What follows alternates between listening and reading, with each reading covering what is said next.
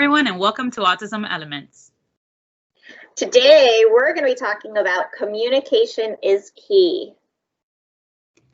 So, Alicia, as we're diving into this journey of distance learning, there's a lot of flexibility and a lot of things happening. And I think the true basis of everything is, like our title says, communication is key.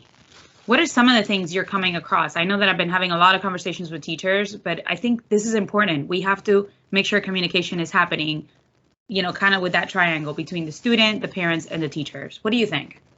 100%. I really believe in creating that relationship and building that rapport with those families, especially now more than ever. We really need to be communicating what we're thinking. And remember that families are just people just like us. And so we really have to work to break down whatever barrier is interfering with allowing their child to be learning the best way that they can. So especially if you're, going through virtual instruction, that has created a lot of challenges for families. And so really, you really want to start to think of from their perspective, really put your feet in their shoes of what they're going through. And some families may not have even explained what their challenges are. So I really think asking questions, letting parents talk, having that time in your schedule to allow for time to meet with the parents is really going to benefit your students and you in the long run. What are you thinking, Natalia? What else do you think would help with the communication with families? Well, I think, the biggest challenge right now is the fact that, a lot of, we have to become flexible. There's a lot of changes happening and there's a lot of barriers happening for these families and ourselves, with the whole technology issues, with understanding this new realm that we're navigating.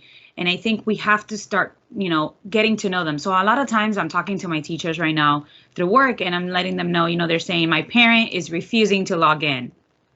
Okay, well, we have to kind of start becoming investigators and find out, give them a call. Why exactly is it that they're prevented from joining? Is there something happening at home? Because right now there's a lot going on.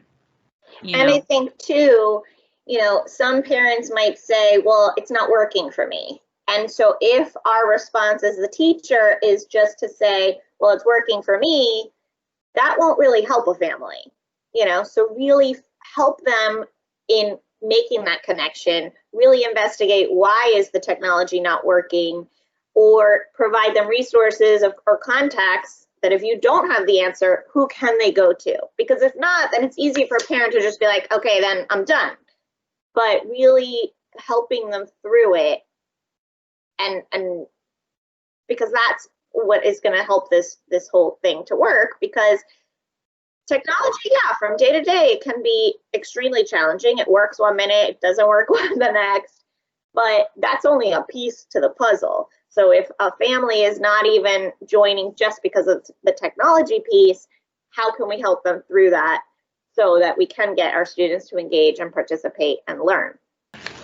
Okay, so let's talk about this real quick. One of the things that I have been hearing again, and I'm going to keep bringing this up, is barriers.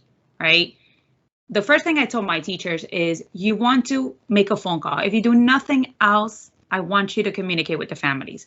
I want you to, one, find out about that kid, learn what the kid likes, learn their reinforcers, learn what are their favorite things. So when you're diving again into this virtual world, now you're going to get to know your student, build a rapport with that family, because we have to be real. Right now, the family member, whether it's the parent, the caregiver, the sibling, whoever's at home with them is going to be the person helping this complex student, this special needs student at home. We need them as much as we need our students to be sitting in front of us. We need to kind of build that relationship so we can troubleshoot. And we have to be understanding, again, just like I mentioned, because everybody's going through this in a different situation. Some are more knowledgeable than others, some know more strategies than others. So it may be that one of the barriers is they just don't understand what to do with their kid. They don't understand what do they have to do to make this kid successful. But there's also other barriers. When I worked summer school, one of the barriers we had is the majority of our parents were Spanish speakers. So They had been watching all these videos on how to navigate everything, but guess what? Everything was in English. So we had to translate every email. We had to sit and make a phone call and say, okay, what is the problem? And actually troubleshoot with them in Spanish. We had to just kind of guide them and say, well, they were like, I just don't understand the expectations because everything in your homepage is in a different language and we don't have anybody who can translate. I'll tell you, pause on that, because again, it's easy for teachers to say, well, I don't speak Spanish, so I can't do that. But again, it's overcoming that barrier. How can I then? So that needs to be the question, I think, in our, like a little mantra for teachers and staff is, if I don't have the capability to help this family, who can I reach out to help them? So, maybe that's a way to use ESPs. And so maybe we're communicating with our ESPs or teacher assistants or paraprofessionals to have them help us to translate. Or, maybe there's another staff member in our school that can help us with that. But we can't just leave it as, well, I don't speak Spanish, so I can't help this family. No, remember, the new mantra could be, how can I help this family? So I think, wait, to chime in on that, is it going to be, we're going to change our mindset?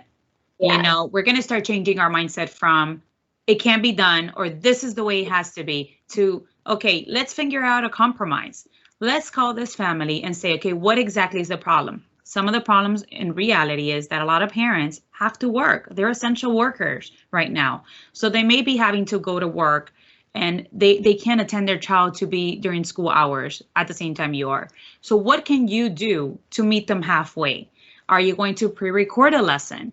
Are you going to do mini videos to help them troubleshoot some of the things that are happening at home?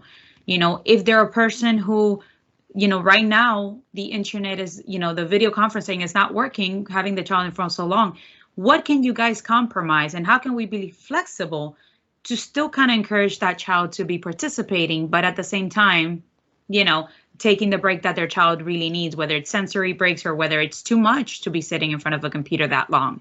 Again, but I feel like it all goes back to communication. We have to have conversations with each other. If we're not, then the parents can't read our mind and we can't read the parents' mind. So, I love that phrase, people don't know what they don't know. So we have all this knowledge and training and experience, but that parent may not. So when you're talking about reinforcement, when you're talking about motivation, even when you're talking about breaks, they might only know that in their domain of their experience, which could be very limited.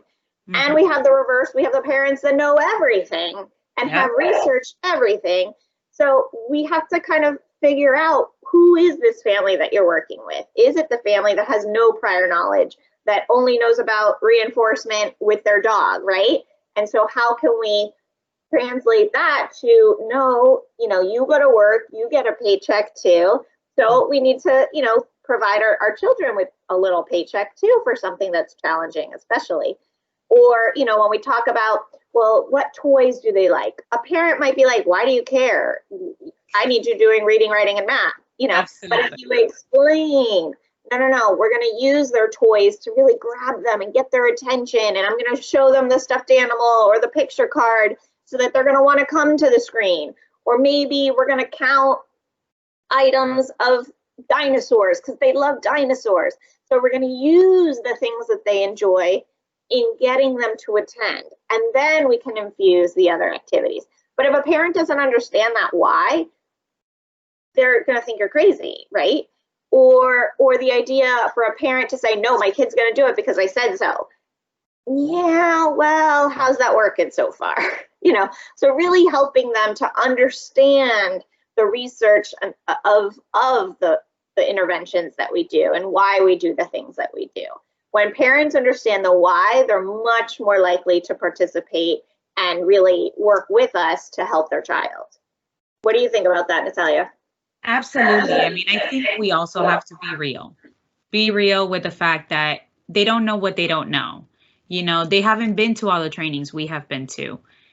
And we have to, as much as we are students, we're the ones we were educating. Right now, it might take a little bit of education to our parents as well. And not in a negative way. You have to be real. You have to say, hey, I understand. You have to be understanding right now, too. try to put yourself in their shoes and what they're going through, what their home situation is. Try to kind of meet them. And like Alicia said, just you may have to teach them and say, okay, this way is not working, but look, I did this when I was in school with some of my students. Let's try this out. But it all comes to, again, letting them know that it's okay if they don't know also. So be real with them. I don't expect you guys to know everything from the parent side or have all the training or education that I was taught when I took this role, but work with the parents. I think, one of the things that I'm also hearing a lot about is, well, I feel embarrassed. My child, and this is from a parent's perspective, they're just tantruming, but the rest of the kids are, sitting and actually maybe paying attention. Talk to the parents and tell them it's okay also. Let them know, listen, I understand this is really difficult right now. This is not what our normal was before. So currently our new normal. If you need to shut down the camera, shut down the microphone, give them a break. That's okay too. I just feel like, sometimes, we don't think about those things, how parents may feel, so you have to communicate with them and say, I understand, it's rough right now. We all need a moment. Take the moment if you need it, take the moment to regroup your child, take the moment to regroup yourself. Because again, a lot of these parents, I was an educator for many years working with the special program, and I had them for several hours, but they went home, and right now there is no separation. There's no separation from school and home. These parents have these kids 24/7. And, it's rough, and sometimes I think one of the things that you and I had, previously brainstormed and talked about is schedule a check-in time, where you can just call the parents and just listen to them. Okay. Just let them kind of talk through their issues, help them out. You may have a lot of tips and tricks in your bag that are simple in your head for you. But sometimes, Alicia, I don't know about you, but sometimes I've had conversations and I've been doing this for a really long time. And somebody will be like, why don't you try this? I'm like, oh my God, that was so simple. Like, how did I not think of that? Like, I know this, but sometimes it just slips out of your mind. So simple tips and tricks, like just having a conversation, troubleshooting together, brainstorming together could go a really long way. And asking, like, what did you think about my lesson today? What do you think would have made Johnny engage better? Get their impression of what it is from their perspective. Because sometimes when you're the one leading the activity, you don't know, you don't see that, or even asking a colleague to, hey, I'm really having a tough time with this particular child. Can you come into my classroom virtually and give me your recommendations? Again, it's all about getting better. It's not about criticism, and so I think with some of our families, we can't think of it as, if they do give us some critiquing, we can't take it personally. This is just their perspective of how they think is the problem. Whether it's right or wrong, it's their perspective, right? It's their impression, and everybody has their own. So just being able to listen and then respond in a positive way and not get offended, okay? None of this is personal. And also I think, like, having compassion to these families of what it is to never now have respite care, to never have help, where school used to be that place that we'll go to. So that really can start to affect mental health and all of that. So if they don't have that sounding board or that person to vent to or what have you, they could be really struggling. So that's another important piece of this puzzle.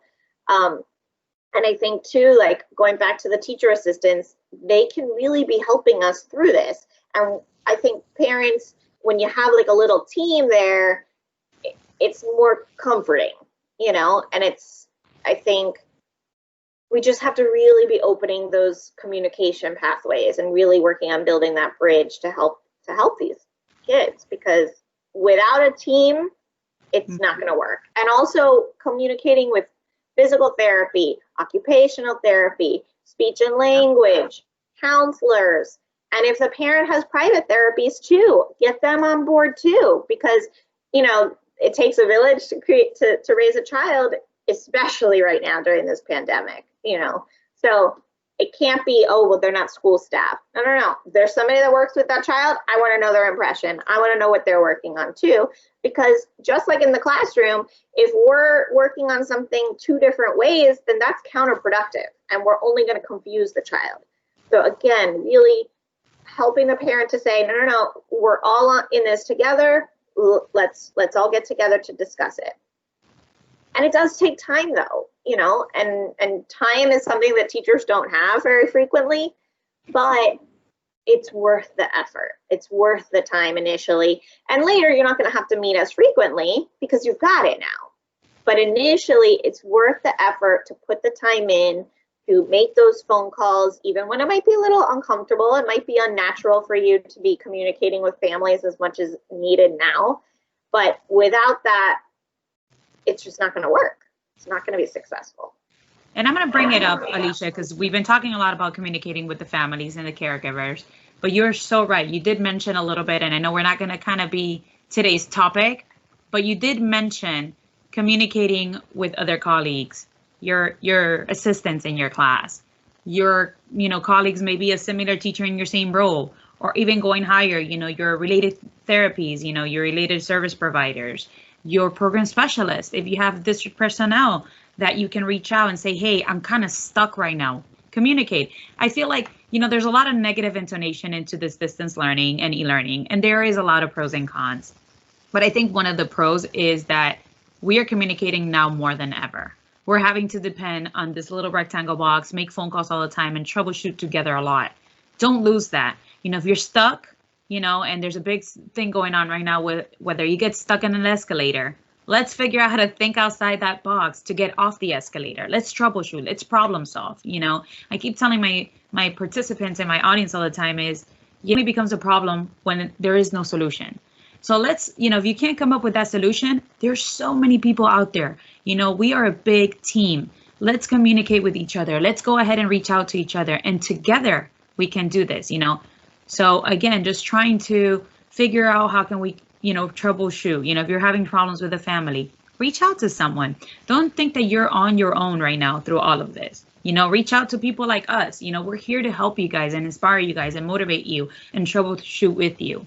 Reach out to your friend, you know, even if they're not part of it. I actually had somebody who says, listen, I'm having my virtual class right now.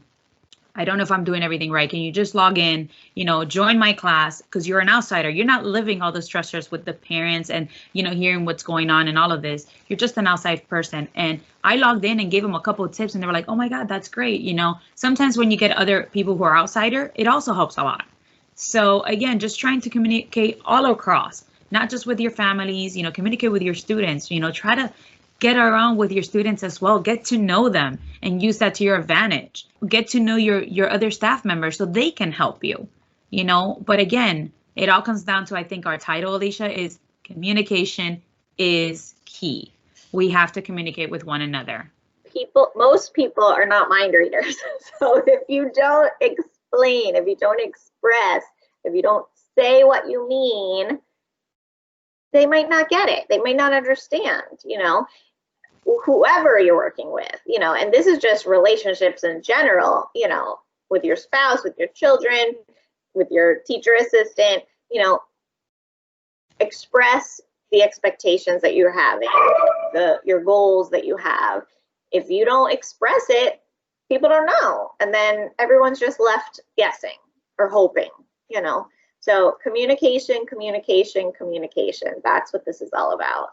And that is what will get you farther with this education, whether you're face-to-face, but definitely it's crucial in this virtual instruction.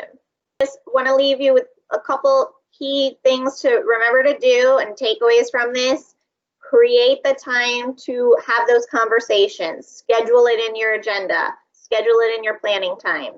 To have compassion and understanding with the people that you're talking with, whoever that might be, the families, your therapists, your coworkers, and also to get perspective, to ask questions, gain insight into what their world is like, and to know that they don't know everything that you know, or maybe they know more, you know, and so make sure that it's a give and take in that conversation, and just communication, communication, communication. Mm-hmm. So we thank you guys so much for joining us today. Again, like Natalia said, please comment if you have questions, if you want more information. if there's challenges that you're struggling with the communication piece, we're here for you, and that's what we want to be here through this process with you. Absolutely. Well, I think, for today, I think we've given a lot of, food for thought, and if you're struggling with this, or if you have some ideas and thoughts, absolutely, make a comment, reach out to us. We are definitely going to keep covering things that are coming across to us in many different realms. We want to help you guys, navigate these waters. And again, hopefully this is useful for today, okay? So I'm going to go ahead and I think we're going to log off. So thank you guys. All right. Thank you so much for tuning in with us. And we see you next time. Bye, guys. Bye.